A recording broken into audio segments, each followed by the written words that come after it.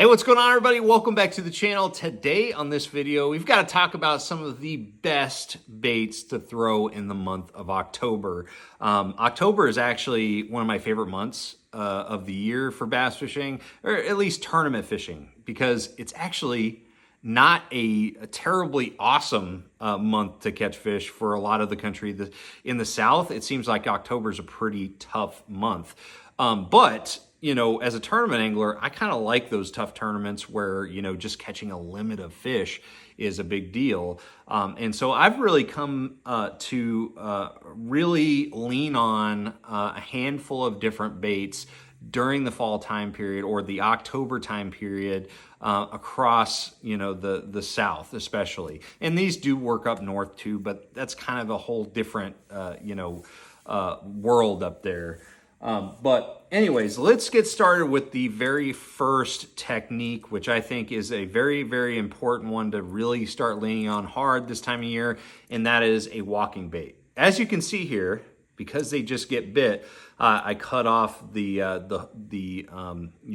hooks a little bit for practice fishing, but this was the easiest one to get out of my box. I didn't have to untangle it.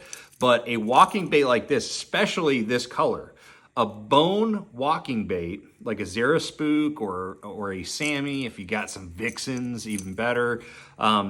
You know, no matter what brand or specific model walking bait you use, walking baits are just a great way to get a good fish in the month of October. I mean, you not only get your chance at some numbers, but also some size, and it's just really exciting to throw a topwater bait and get those topwater strikes. But there's a reason why a walking bait like this does so well in the month of October, and that is because this is the month, and this goes into November too.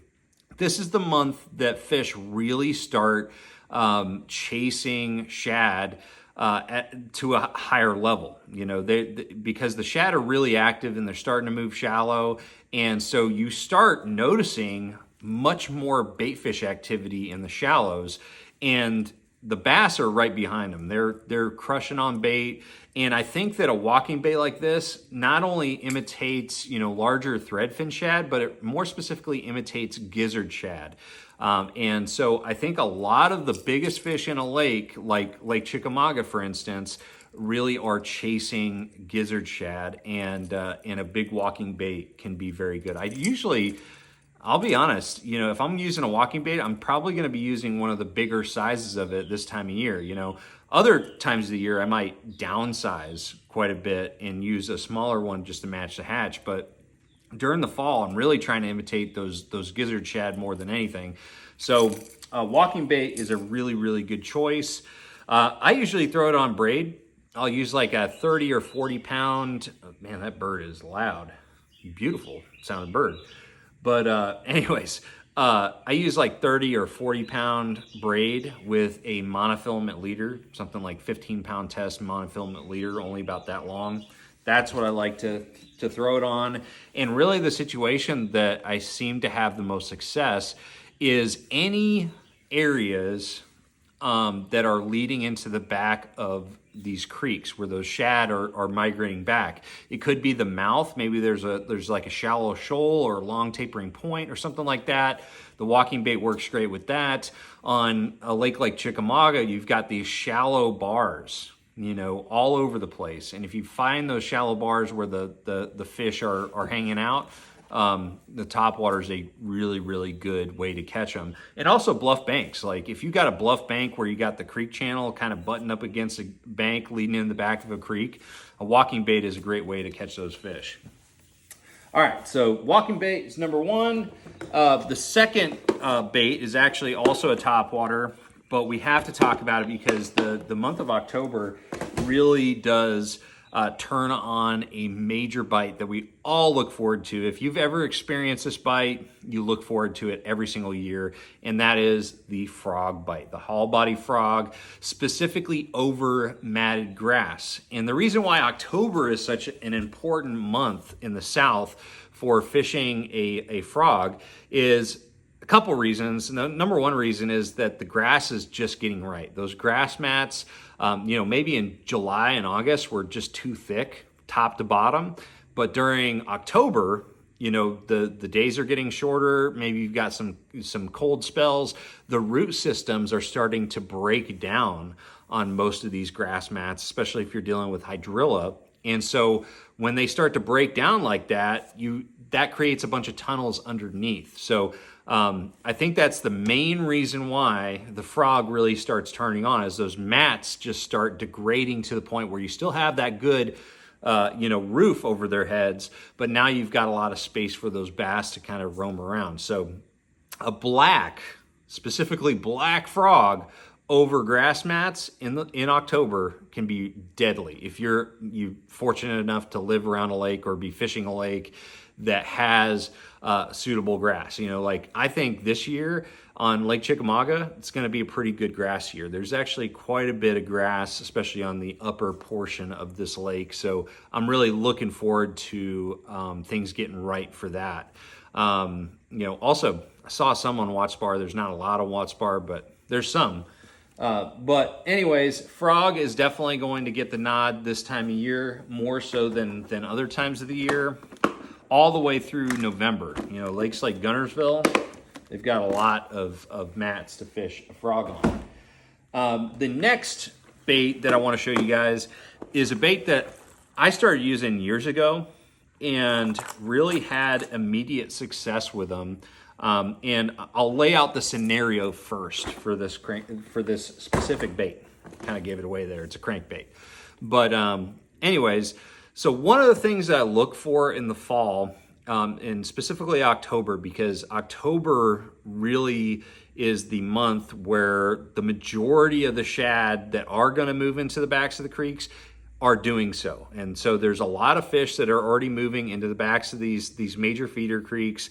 And one of my favorite scenarios, one of my favorite places to look for on these lakes is the last channel swing bank, okay, where the channel swings into a shoreline and creates a little bit of a deep spot. And I'm not talking about like super deep. I'm talking about like 5 to maybe 10 foot of depth there at that channel swing.